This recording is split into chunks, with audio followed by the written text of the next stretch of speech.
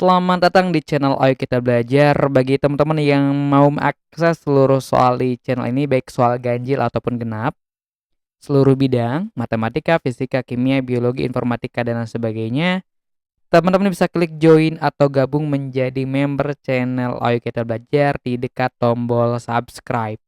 Dan pilih level yang teman-teman inginkan. Halo Sobat Ekonomi, jumpa lagi bersama Kak Kevin dalam video pembahasan OSNK Ekonomi tahun 2024.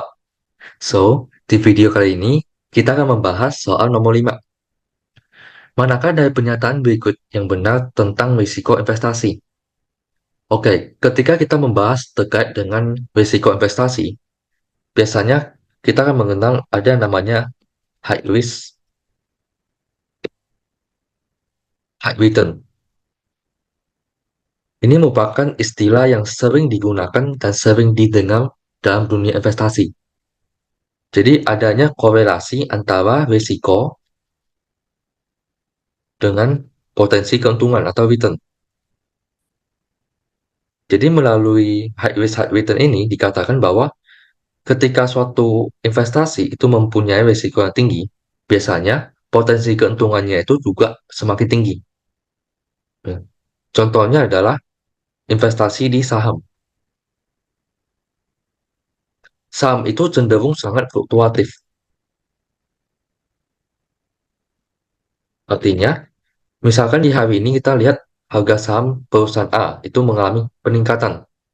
Namun di hari berikutnya bisa saja harga saham perusahaan tersebut tiba-tiba anjlok atau mengalami penurunan.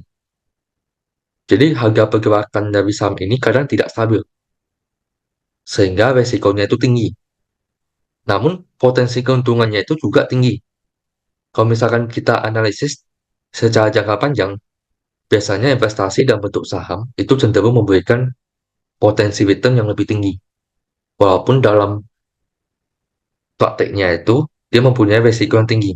Kalau kita lihat secara per harian atau per minggu atau bahkan per bulan, itu biasanya grafik untuk pergerakan harga saham itu akan cenderung naik turun, sehingga resikonya itu sangat tinggi.